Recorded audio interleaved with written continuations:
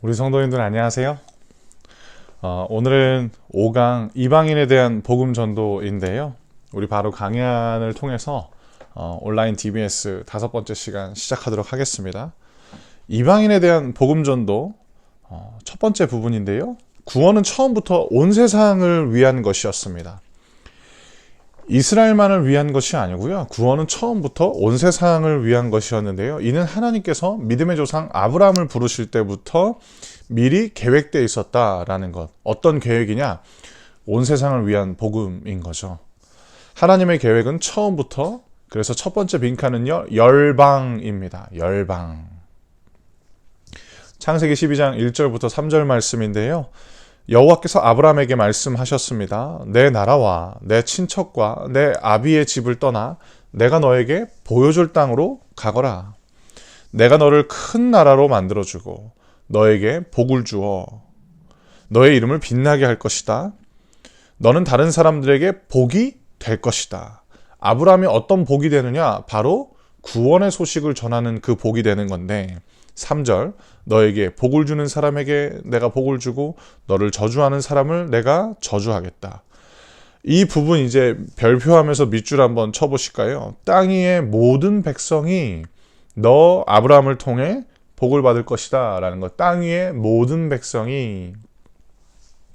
아브라함이 이스라엘 사람들에게 있어서 믿음의 조상이지 않습니까? 단순한 믿음의 조상일 뿐만 아니라 그들의 정체성에서도 굉장히 중요한 인물인데요. 그 아브라함을 부르실 때 하나님께서는 처음부터 아브라함을 통해서 열방의 복을 계획하고 계셨다라는 것입니다. 그러면 처음부터 열방을 향한 하나님의 구원 계획이 사도행전에서는 또 어떻게 소개되고 있느냐? 사도행전의 중심 주제 성구이죠. 사도행전 1장 8절 말씀인데요. 다만 성령이 너희에게 오시면 너희는 권능을 받아 예루살렘, 유대, 사마리아 그리고 땅끝에 가서 내 증인 괄호 안에는요 순교자입니다. 내 증인이 될 것이다. 왜 증인이 순교자가 됐을까? 이 증인이라는 용어는 헬라어로 마르티스라는 단어인데 이게 훗날 순교자로 사용이 되었습니다. 그러니까 초대교회 성도들은 순교를 당한다라는 생각보다는 예수의 증인으로 살고 예수의 증인이었기 때문에 죽음을 맞는다라고 생각을 했었거든요. 그래서 그들은 증인으로 불리길 원했는데 후대 사람들이 그 증인의 삶을 보면서 순교자라고 이야기를 한 거죠. 그래서 가로에 그 증인은 순교자로 오늘날 쓰이고 있다라는 거고요. 이 사도행전 1장 8절의 내용은 아주 흥미롭습니다. 왜 흥미롭느냐? 이 말씀대로 예루살렘, 유대, 사마리아, 땅끝. 사도행전에서의 땅끝은 로마였습니다. 그래서 사도행전 28장은 오픈된 결론인데 로마에 가서 바울이 복음을 전하는 것으로 끝납니다. 바울의 순교가 결론이 아니고 바울을 통해서 하나님의 복음이 예수의 생명이 계속 예루살렘, 유대, 사마리아 땅끝으로 흘러가는 것을 기록한 게 사도행전이거든요. 그래서 이 사도행전에서도 복음은 열방이었다라는 것. 사도행전 8장 1절 내용은요. 어떤 부분이냐면 스데반 집사가 순교당하지 않습니까? 순교당한 이후에 예루살렘 교회에 큰 어려움이 생깁니다. 그래서 예루살렘의 12사도를 제외한 나머지 사람들이 이제 흩어진다라는 것. 그래서 사도행전 8장 1절에 예루살렘 교회가 흩어지면서 이 사도행전 1장 8절의 말씀이 성취됩니다. 예루살렘 교회를 통해서 예루살렘 땅에 복음이 흘러갔고요. 그리고 흩어지면서 유대와 사마리아와 땅끝으로 복음이 뻗어나가는 거죠.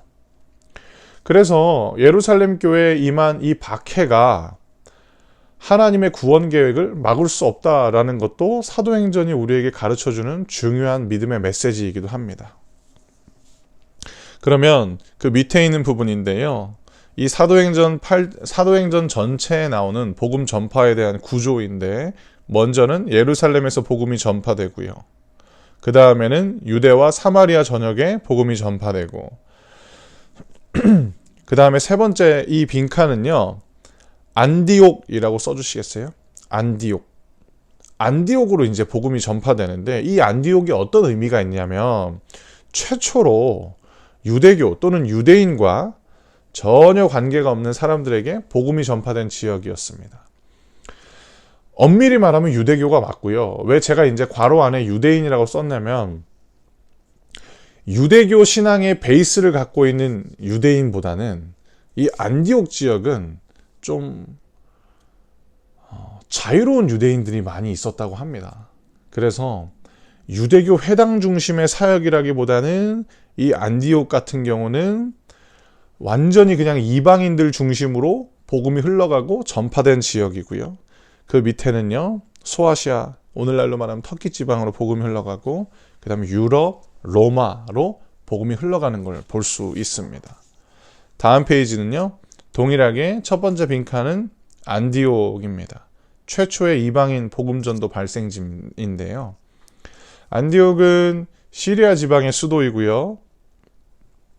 그리고 로마 제국의 제3의 도시입니다. 여기서 말하는 제3의 도시라 하면 인구수를 이야기하는 겁니다. 그러니까 꽤 큰 도시였죠.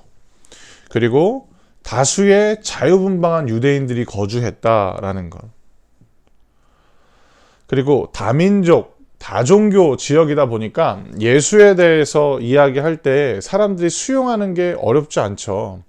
워낙 종교가 많다 보니까 우리의 구원자는 예수다라고 했을 때 니네 구원자는 예수구나 라고 처음에 수용하기가 좋은 토양이었다라는 거. 그리고 마지막 다섯 번째는 수도 로마를 중심으로 동방의 속국들, 그러니까 로마 지역을 중심으로 동쪽 지역에 있는 속국들과 외교하는 데 있어서 안디옥이 중심 도시였습니다. 그래서 안디옥의 이방인에 대한 복음이 흘러가자 소아시아 지역까지도 복음이 계속 흘러가는데 용이한 지리적인 거점 역할을 했던 거죠. 밑에 있는 부분은요, 복음 전도를 위한 번역인데 첫 번째 빈칸은 종교라고 써주시고요. 두 번째 빈칸은 일상입니다. 즉 초대교회 성도들이 이방인들한테 복음을 전파하기 위해서 했던 수고가 무엇이냐면 종교의 언어를 일상의 언어로 전달했다라는 것. 전문 지식도 마찬가지지 않습니까? 어떤 분야의 전문적인 지식을 잘 설명하기 위해서는 그 전문가들만 알아들을 수 있는 용어로 설명하면 한계가 있죠.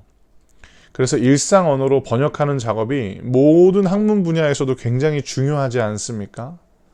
이 초대교회 성도들도 동일했다라는 것. 그리고 내가 아는 것을 쉽게 설명할 수 있는 거죠.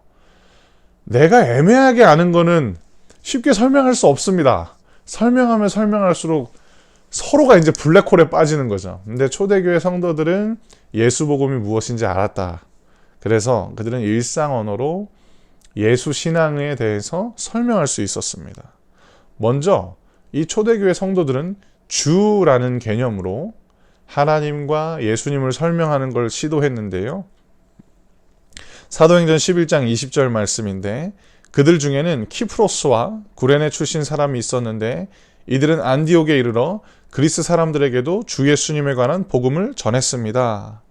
그리고 고린도전서 8장 6절 말씀, 우리에게 아버지가 되시는 하나님 한 분만 계십니다. 만물이 그분에게서 나왔고 우리는 그분을 위해 살고 있습니다. 또 주 예수 그리스도도 한 분만 계십니다. 만물이 그분 때문에 창조되었고 우리도 그분 때문에 살고 있습니다. 로마 시대에 많은 주가 있었습니다. 그들의 상전에게도 주라고 불렀고요. 그리고 종국적인 최종적인 주는 그들에게 있어서 로마 황제였습니다.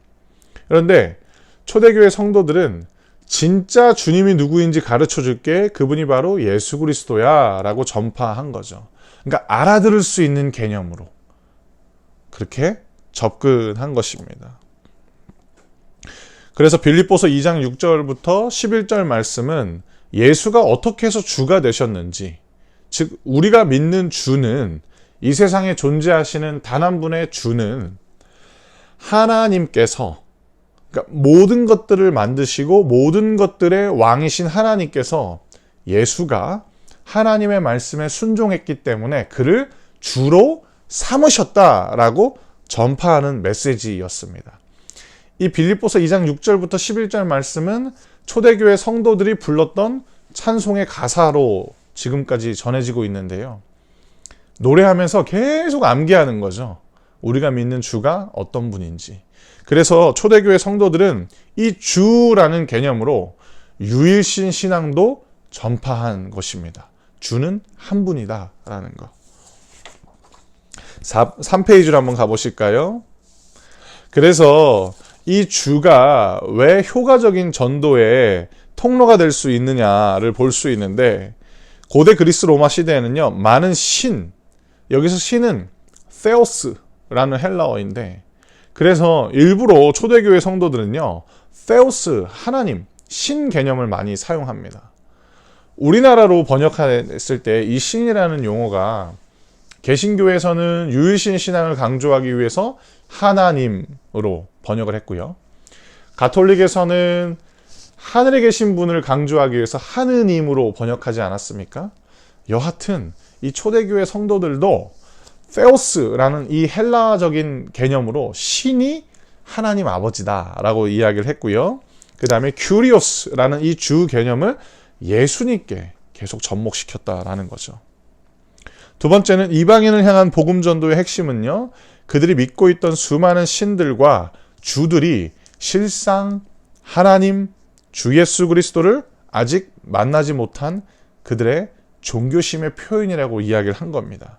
그 대표적인 예가 사도행전 17장에서 했던 바울의 아테네 설교인데요. 제가 읽어드리도록 하겠습니다. 읽으면서 조금씩 설명을 해드릴게요. 아테네 사람과 그곳에 사는 외국 사람들은 새로운 것이라면 무엇이든지 말하거나 듣거나 하는 것으로 시간을 보냈대요. 그게 아테네 사람들의 배경입니다. 그러니까 토론을 좋아했습니다. 그래서 바울이 그 토론 현장으로 들어간 겁니다. 22절. 바울이 아레오바고 시의회 앞에 서서 말했습니다. 아테네 시민 여러분, 내가 보기에 여러분은 모든 면에서 종교심이 강한 사람들입니다. 그러니까 바울은 무례하지 않았어요. 그들의 종교에 대해서 함부로 폄하하지 않았습니다. 그리고 그들이 수많은 신들을 섬기는 걸 보면서 종교심이 강하다라는 표현으로 그들의 마음의 문을 열었고요. 23절. 내가 이곳저곳을 돌아다니면서 여러분이 섬기는 것들을 자세히 살펴봤는데 그 중에서 여기 별표 한번 해주시겠어요? 알지 못하는 신에게, 즉 알지 못하는 세오스에게, 이게 단수 개념이 딱 발견이 된 거죠. 바울에게 있어서. 그러니까 알지 못하는 어떤 신을 당신들이 섬기고 있다라고 바울이 이야기를 하는 겁니다. 24절로 바로 넘어가 볼게요. 이 알지 못하는 신은 어떤 존재냐? 온 세상과 그 안에 있는 모든 것을 창조하신 하나님으로서 하늘과 땅의 주님이시래요. 하늘과 땅의 주님이 로마 황제가 아니고 진짜 주님이 이 알지 못하는 신이고, 이 주님은 창조주다라고 이야기를 한 거고요. 사람이 지은 신전에서 살고 있지 않대요. 왜냐? 창조주니까. 모든 것들을 다 창조했고 모든 것보다 큰 존재니까. 그래서 너희들이 알지 못하는 신으로 인식하는 거야 라고 바울이 이야기를 하는 거죠. 25절.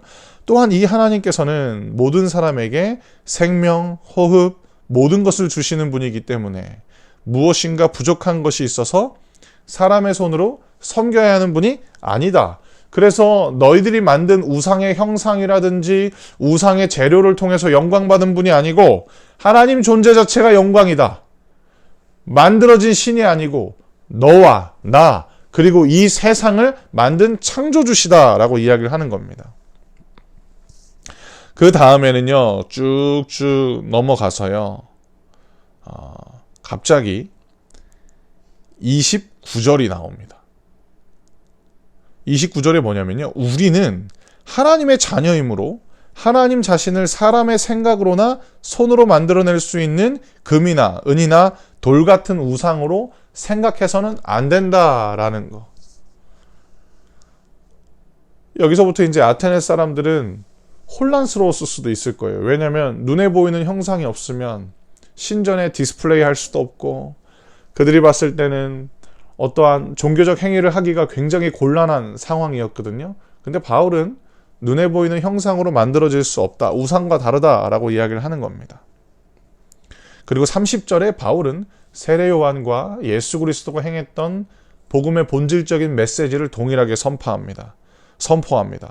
30절 제가 읽어드릴게요. 사람들이 하나님을 알지 못했던 시대에는 하나님께서 눈 감아 주셨지만 이제는 어디서나 온 세상 사람들에게 회개하라 명령한다. 이런 개념이에요. 알지 못하는 신에게라고 너네들 경배하고 있었지 하나님이 너희에게 종교심을 심어주셨어. 그러니까 종교심을 심어주신 이 하나님을 내가 지금 전파하고 있으니까 이 하나님 앞으로 돌아오라 라고 콜링하는 겁니다. 31절 하나님께서는 자기가 정하신 한 사람, 갑자기 사람이 나옵니다. 로마에서는 이게 어렵지 않아요. 왜냐하면 로마 신화를 보면 신이 천상계에만 머물러 있지 않지 않습니까? 사람들이 살아가는 세상에도 옵니다. 그리고 신이 인간화됩니다. 그러니까 신인 개념이 로마 사람들한테는 있었어요. 그래서 예수의 성육신에 대해서 전할 때 의도적으로 하나님께서는 자기가 정하신 한 사람을 이라고 바울이 가리키는 거죠. 온 세상을 의롭게 심판하신 날을 정했대요. 이 한 사람을 통해서. 하나님께서는 그를 4페이지 죽은 자들 가운데서 살리심으로 모든 이에게 그 증거를 보이셨습니다. 부활에 관한 이야기를 듣고 비웃는 사람들도 있었지만 이 내용에 관해 나중에 더 듣고 싶다라고 말하는 사람들도 있었습니다. 부활에 대해서 이야기한 다음에 33절에 이렇게 이야기합니다. 그리고는 바울은 그들을 떠나갔습니다. 복음 전하고 떠나갑니다. 이게 사도행전에서 나오는 이방인에 대한 복음의 메시지인데 우리가 가끔씩 예수님을 알지 못하는 사람들에게 복음을 전파할 때 결신했어요? 결신시켰어요? 그러니까 결신에 되게 초점을 많이 맞추고 있거든요. 근데 결신은 우리가 시킬 수 없습니다. 우리의 기도를 따라 할 수 있죠, 물론. 근데 그게 진짜 결신일까요? 정말로 진짜 결신이라는 것은 무엇이냐면 내 마음속으로 내 전 인격으로 예수님을 주님으로 인정하고 고백하는 거거든요. 삶의 가치와 우선순위가 바뀌는 게 진짜 결신이거든요. 그리고 바울은 떠나갔다라는 것.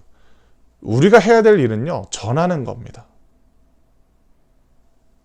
많은 사람들이, 그러니까 복음에 열정이 있는 사람들이 나 몇 명 결신시켰어. 그거는 자기 의이고요. 우리가 하는 것은 전하는 겁니다. 그러면 바울이 떠나갔어요. 전한 다음에 떠나간 다음에 어떤 결과가 일어나느냐? 34절. 그때 바울이 전한 말을 믿고 바울을 따르게 된 사람이 몇 사람 있었고요. 그렇게 믿게 된 사람들 중에는 아레오바고 시의회의 의원인 디오니시우와 다마리라는 여자와 그 밖에 몇 사람이 더 있었다. 안 믿는 사람도 있었고 믿는 사람도 있었다라는 것. 그런데 바울의 역할은 무엇이냐? 그리고 우리의 역할은 무엇이냐? 전하는 것입니다.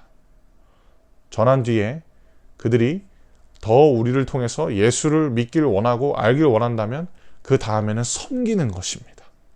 그것이 우리의 역할인 것입니다. 밑에 있는 부분인데요. 또 이게 주라는 개념을 통해서 이방인들에게 복음을 전했다면 두 번째는 무엇이냐? 입양입니다. 입양. 자녀를 입양하는 것. 이 입양의 은유를 통해서 예수님 믿으면 우리가 하나님의 자녀가 돼 라고 이야기를 하는 건데요. 제가 읽어드릴게요. 이 관습은, 즉 입양의 관습은 로마 사회에서 흔한 것이었습니다. 근데 유대적이진 않았어요. 특별히 아들을 입양하는 게 아주 흔했습니다. 양자 삼는다고 하지 않습니까? 1세기 로마 시대를 연구하는 데이비드 A. 디실바라는 사람이 있는데요. 당시 사회에서 출산이 여성의 생명에 심대한 위협을 가할 수 있는 위험한 일로 여겨진 측면을 이제 이 디실바가 제시합니다. 아마 그래서 명문가 귀족에서 입양을 많이 한 게 아니냐라고 이 사람은 보는데요. 저도 동의합니다. 그래서 로마 명문가 귀족들은요, 자기 가문의 자기 가문의 사람들이 많이 확보할 때 부부 사이의 출산만으로는 한계가 있으니까 입양을 많이 드렸다라는 겁니다. 그래서 두 번째 문단인데요. 입양된 양자는요, 어떤 특혜를 받느냐? 친자와 동일한 상속권을 받습니다. 이를 통해서 입양한 귀족 가문은 어떤 선물을 받느냐? 로마 사회로부터 명예를 받습니다. 저 가문은 공정하다. 약속을 지킨다. 양자에게 약속을 지킨다. 이런 명예를 선물 받으면 가문 간의 거래를 하거나 어떤 신뢰관계를 형성하는데 매우 유리합니다. 그래서 사람들은 지켜보죠. 저 사람이 양자에게 어떻게 하는지를.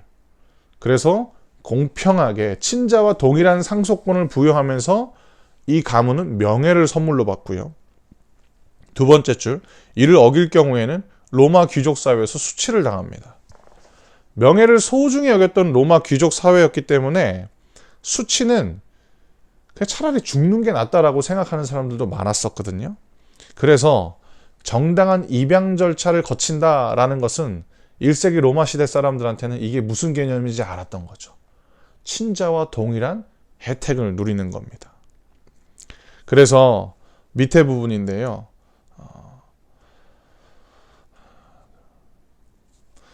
두 번째 문단의 끝에서 두 번째 줄인데, 성도들은 이방인들에게 예수 그리스도를 믿으면 누리게 될 축복을 제시한 것이다. 그 축복은 영원한 생명. 첫 번째 빈칸은 영원한 생명이고요. 영원한 생명과 함께 모든 것이 달라지는 옆에는 신분의 변화. 이 개념을 가지고 요한복음도 하나님의 자녀된 권세를 이야기하는데, 요한이 요한계시록을 썼는데 요한계시록 1장에 보시면 소아시아 7교회에 편지를 쓰거든요. 그래서 요한의 목회 대상이 소아시아 지역에 있는 예수 공동체였음을 우리가 추정해 볼 수 있습니다. 그래서 요한복음 1장에 나오는 예수 그리스도를 영접하는 자에게 하나님의 자녀가 되는 권세를 주셨다라는 이 말씀이 더 이제 이해가 되는 거죠. 소아시아 지역에 있는 사람들이 알아들을 수 있도록 더 쉽게 설명한 겁니다. 하나님 믿으면 뭐가 좋은데, 예수님 믿으면 뭐가 좋은데, 로마 사람들이 묻는다면, 니네 양자 개념 알고 있지? 니네 만약에 예수님 믿으면 하나님 자녀 되는 거야. 근데 그 하나님은 이 세상 그 어떤 가문보다 가장 영광스럽고 최고의 가문인 거야. 거기에 우리가 양자 되는 거야. 오케이! 이렇게 되는 거죠. 밑에 있는 부분 로마서 8장 그리고 5페이지로 한번 가보실까요? 갈라디아서 3장, 4장 다 동일한 내용입니다. 그래서 주와 입양의 개념을 통해서 초대교회 성도들은 예수 그리스도의 복음을 전파했다라는 것입니다. 그러면 오늘 이제 강의의 결론부인데, 전도에 있어서 뭐뭐보다 중요한 것은 무엇이냐면요. 전도에 있어서 첫 번째 빈칸은 세상에 대한 관심. 세상에 대한 관심보다 중요한 것은 삶의 목적. 삶의 목적입니다. 전도에 있어서 뭐가 중요하냐면 세상을 알면 당연히 유익하죠. 근데 세상을 아는 것보다 더 중요한 게 무엇이냐면 전도가 우리들의 삶의 목적이 될 때 세상을 더 이해할 수 있게 되는 것입니다. 그 근거 구절이요. 6페이지에 나오는데요. 고린도전서 9장에 있는 말씀입니다. 제가 읽어드릴게요. 나는 자유인이래요. 바울은 자유인입니다. 여기서 자유인이라는 것은 로마 시민권자를 의미하는 말씀이기도 합니다. 나는 로마 시민권자이기 때문에 어느 누구한테도 매여 있지 않는데요. 그러나 나는 되도록 많은 사람을 얻기 위해서 스스로 많은 사람의 종이 되었다라는 것. 자유가 없고요. 노예 시장에서 사고 팔리는 그 노예를 이야기하는 겁니다. 여기서 종은 20절. 유대인들에게는 유대인들을 얻고자 유대인처럼 됩니다. 왜냐? 전도가 삶의 목적이니까. 율법 아래 있는 사람들을 대할 때는 비록 나 자신은 율법 아래 있지 않지만 은혜 아래 있지만 그들을 얻기 위해 율법 아래 있는 사람처럼 되는 거죠. 그래서 바울은 유대인들과 이야기할 때 자기의 바리새파 배경에 대해서 이야기하고 그리고 나서 예수를 전했던 것을 우리가 알 수 있습니다. 21절, 율법이 없는 사람들에게는 이방인들이 되겠죠. 비록 나 자신은 하나님의 율법을 떠난 사람이 아니라 그리스도의 율법 아래 있다라고 이야기를 합니다. 이게 뭐냐면 성령으로 말미암아 구약 성경에 계시된 말씀도 성실히 지키는 나이지만 21절 중반부 율법 없는 사람들을 얻기 위해 마치 율법 없는 사람처럼 되었다라는 겁니다. 왜냐? 전도가 삶의 목적이니까. 믿음이 약한 사람들에게는 약한 사람들을 얻기 위해서 자기도 약한 사람이 되고 모든 사람들에게 그들과 같이 된 것은 아무쪼록 모든 방법을 다하여 그들 중에 몇 사람이라도 구원하기 위해서였습니다. 여기 밑줄 한번 그어주시겠어요? 모든 방법을 다하여 그들 중에 몇 사람이라도 구원하기 위해서였습니다. 마지막 23절, 나는 복음이 주는 복에 참여하기 위해 복음을 전하는 일이라면 무슨 일이든 하고 있다. 복음이 주는 복은 영원한 생명도 맞고요. 하나님의 자녀가 되는 신분의 변화도 맞습니다. 근데 복음이 주는 또 다른 복이 여기 나와요. 바로 전도하는 일입니다. 전도하면서 우리 영혼도 듣지 않습니까? 예수님이 소망이지. 맞아. 예수님이 계시지. 하나님이 내 아버지지. 아버지는 자녀의 필요를 성실하게 준비하는 분이시지. 맞아. 그분이 내 하나님이시지. 예수 믿으면 다 신분은 똑같아지지. 그래서 비교할 필요가 없는 거지. 나도 하나님의 자녀이고 저 친구도 하나님의 자녀이고 그렇네. 이게 복음이네. 복음을 전하면서 내 영혼도 복음을 듣기 때문에 그 역시도 복음의 축복이라는 겁니다. 우리 성도님들 온라인 DBS 저랑 오랫동안 하신 분들도 계시잖아요. 새학기 연속 하신 분들도 계시는데 제 기도 제목을 나누고 싶은데 저 이런 바울과 같은 목회자가 되고 싶습니다. 예수님 안 믿는 사람들이 봤을 때 저를 보면은 저 목사랑은 뭔가 말이 통할 것 같다라는 목사이고 싶고요. 그리고 오랜 세월 동안 신앙생활을 해오셨던 그 성도님들에게는 정말로 옛날에 들었던 그 순수한 복음 듣고 싶다. 그랬을 때 생각날 수 있는 복음 전도자였으면 좋겠고요. 그리고 목사님 저 교회 나온 지 얼마 안 됐어요. 저 초신자여서 신앙생활에 대해서 잘 모르겠어요. 어렵게 말고 쉽게 설명해 주세요 라고 하는 분한테 쉽게 설명해 드릴 수 있는 그런 목사가 되고 싶거든요. 그래서 생각날 때마다 기도해 주셔도 물론 감사하겠지만 생각해 주셔서 저 그런 목사 되게 해달라고 기도해 주시면 감사하겠습니다. 마지막으로 과제에 대해서 설명해 드릴 텐데요. 지금 당신 곁에 복음을 듣지 못한 사람이 있습니다. 교회를 가본 경험은 있지만 교회에 대한 불편한 마음으로 예수님을 믿지 못하는 사람일 수도 있고요. 아니면 내 인생의 주인은 바로 내 자신이기에 내가 결정하고 내가 책임지기 때문에 종교는 필요 없어 라고 말하는 사람일지도 모르겠습니다. 근데 당신 곁에 아직 복음을 듣지 못했거나 받아들이지 못하는 사람에게 복음을 전하는 짧은 편지를 써봅시다. 저는 아직 예수님 믿지 않고 계시는 우리 외할머니한테 편지를 쓸 거고요. 우리 성도님들도 어떤 분에게 편지를 쓸지 기도해 보시고 또 편지를 써 보셨으면 좋겠습니다. 이것은 DBS용 과제일 수도 있겠지만 정말로 결국에는 그분들에게 전도할 때 꼭 사용될 귀한 메시지가 될 것입니다. 이 메시지를 통해서 우리 성도님들 예수님의 생명을 전하는 전도자가 되길 주님의 이름으로 축원합니다. 감사합니다.